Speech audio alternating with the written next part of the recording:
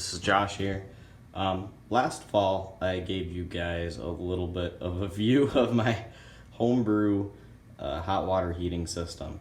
First and foremost, I'd like to say this nice furnace is our primary heat source.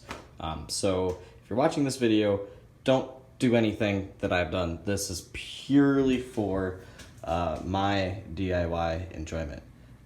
This isn't our primary heat source, although when our furnace went out last year, this did save the day. It kept our house at 64 degrees. So we had no primary heat for like 3 days. So this definitely came in handy. Anyways, so this is my setup.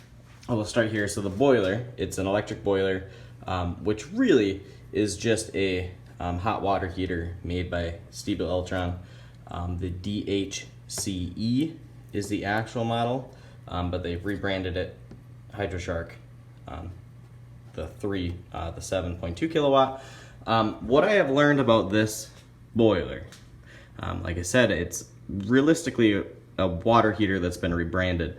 They told me that there's an extra sensor inside of it. However, I've not been able to verify that. I don't believe this is true.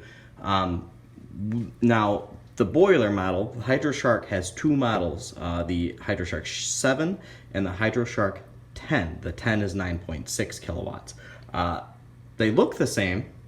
Now, going back to the water heater aspect of this, when this is used as a water heater, the water heater actually has a dip switch inside, which you can use to switch between 7.2 and 9.6 kilowatts.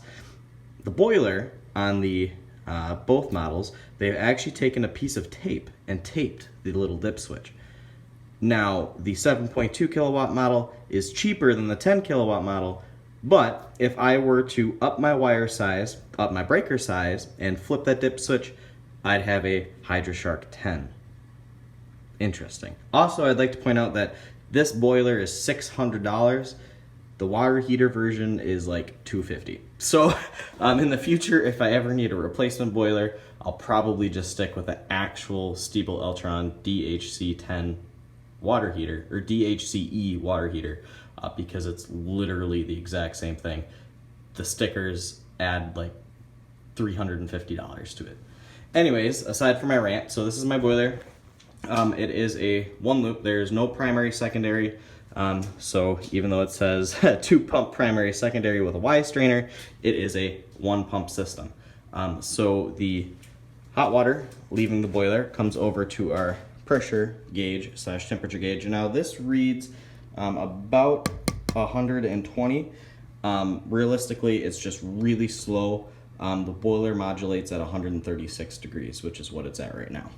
So after that, we have our pressure and temperature release valve. This will release at 30 psi. Right here, we have our air scoop, expansion tank, the automatic air valve. This is actually a meat thermometer, a digital meat thermometer. I have taped the probe to the air scoop, and that's been giving me a much more accurate reading than this gauge here. Then we have our Taco 007 F5 circulator, just like last year, same thing. That's pretty much it. Now, the feed side, we have the hot water supply going to a radiator in the front entryway. It's just a very small cast iron radiator. The boyfriend wanted some extra heat there over the winter, so I added that in. This loop goes to our in-floor radiant heat under the bathroom. I don't use it because it's not very effective. Too much flooring for that to work, but it's there. And then this goes to our bedroom loop, which was on the crawl space side of the house. The main reason I had this was because the crawl space side of the house gets really cold in the wintertime. So I wanted to cut off the furnace supply to that room and run solely off of hot water. I figured that it might be a little bit more expensive, but it's a lot more luxurious of a heat source. I've always been pro hot water heat. So this goes to our bedroom. It goes to 2 radiators in there. Eventually, I think I'll convert the in-floor loop to another radiator on the second floor for my office. That's just something probably down the line. Another addition is this Taco one zone switching relay I found at the Restore, brand new in box, for literally like $3. It was amazing considering these are like $90 new, at least from Menards. And then the thermostat wire, this goes to the bedroom to a programmable thermostat, so the system is running off of a thermostat. Now, coming over to the return side, it's a little bit of a mess. This is the feeder line. This is the drain line that I use when recharging the system. That's just literally PEX I shoved into a boiler drain. This boiler drain is always on. We'll get to that in a second. Return side here, we have our return from the little radiator, return from the in-floor heat, and return from the bedroom. Don't mind my primer job. I was very, very bad with the glue and the primer of all of this. So over here you can see we have transitioned to OxyPEX. Oxygen PEX goes to the bedroom, where it then transitions back to CPVC, and then CPVC straight up to the little radiator in the entryway. I'd like to talk about the CPVC for a second. There's not a lot of fans of it. I run my boiler at 140 degrees. Obviously it modulates at 136. I haven't had any issues. I'm well within the temperature rating of it. People always talk about oxygen transfusion in the CPVC. I just like to put it out on a bat that the CPVC, I don't know, I'm not an HVAC technician, obviously. This would not pass by any means on any job. But from what I've noticed, all of the coating on the inside of the pipe, no matter where it is in the system, is black. Now, if it were red, I would be concerned, because red is a sign of rust, corrosion. The water would be red, that would be bad, but my water is a gray color, and all of the coating on the inside of the CPVC and PEX lines is black. There's a black film, which I've read is an indication that the air has been relieved from the system and that it is running well. So that is my little CPVC testament on that. It works for me. I don't have an oxygen problem, at least not yet. I'm very carefully monitoring that. In the future, I'll adjust it. Obviously, this is a very temporary setup. If I were to actually build a setup, it would be done with OxyPEX and copper. So, also fill valve. This is something that I've added recently. It literally comes off of a spigot over there with a backflow preventer on it. Goes through the garden hose to this pressure regulator set to, it's a 16 or 17 psi. I got that used from a friend, and it works wonderfully. I had to clean it out a little bit. It had definitely seen a lot of years of service, but it works very well at keeping the pressure where it needs to be. And then it just feeds into this boiler drain here, which I can turn on and off as needed. I just leave it on because that's where it is. And yeah. All right, so real quick, I'll give you guys the upstairs tour.